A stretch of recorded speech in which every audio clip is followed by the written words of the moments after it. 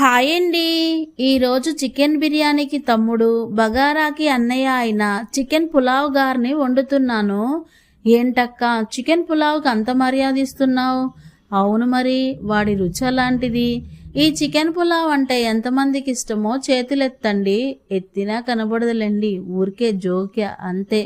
Non veg బాగా ఇష్టపడే వాళ్ళకి, బిర్యానీ ప్రియులకు ఈ చికెన్ పులావ్ని బాగా ఇష్టపడతారు. ప్రతిరోజు పిల్లల్ని అన్నం తినమని ఎంత అరిచినా తినరు కానీ చికెన్ పులావ్ రోజు మాత్రం ఆకలి అని అరుస్తూ వంటింట్లోనే తిరుగుతుంటారు. వాళ్ళకే కాదు, ఇలా వండితే ఎవరైనా ఇష్టపడాల్సిందే.